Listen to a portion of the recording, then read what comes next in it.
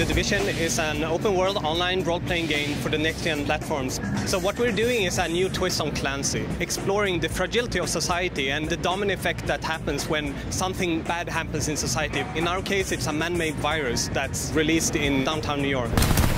Most of the Clancy games, it's about preventing a disaster or preventing the terrorists from succeeding. So what we wanted to do was to explore what if the terrorists did succeed first, and what kind of Clancy unit would make sense in that type of scenario. Could check that out. We created a brand new next-gen engine. So we looked at lighting to get the better immersion. We looked at complex AI, living world. We looked at procedural destruction and destruction in general. We also looked at companion gaming and online services. So we have a companion gaming where you can play with an iPad or an Android together with your friends. Yeah, got him. We got to start from scratch. We got to throw out everything we knew about making games, start with a blank sketch pad, and try to envision a world that would always be there to provide you with rich action you could experience with your friends. Well, we just created an experience that's built from the ground up to be more fun to play with your friends. So you're playing this game, you're on a quest, you have your mission, you have your objective, you're going in that direction, and then all of a sudden a public event happens.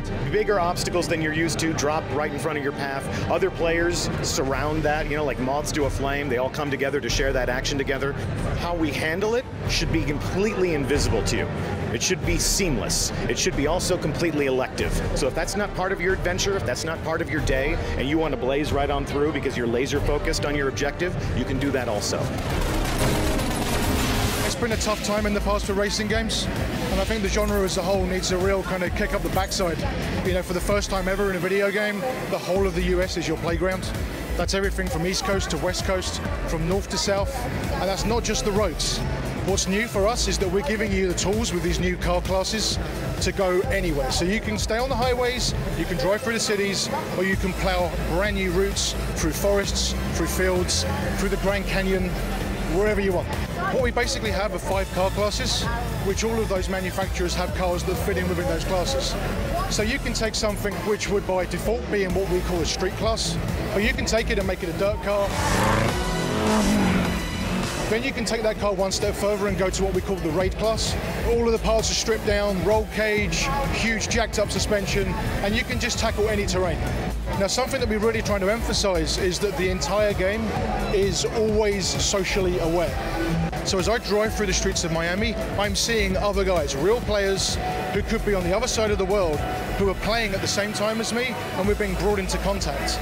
Now, how we interact with each other is entirely our choice.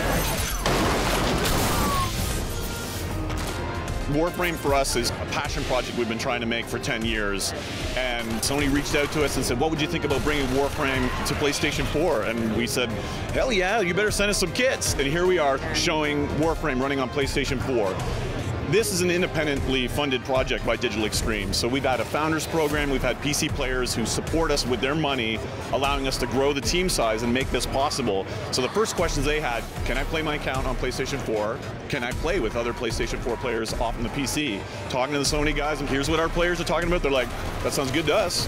So that is going to be amazing for us to be able to create a game that we're aggressively updating. It's not going to be like a DLC model. We're talking weekly and monthly updates to the game that allow PC players and PS4 players to play and jump across, steal all your office productivity at work, play it on PC, go home, relax on the couch, and throw it up on PlayStation 4. You're on the sensors now.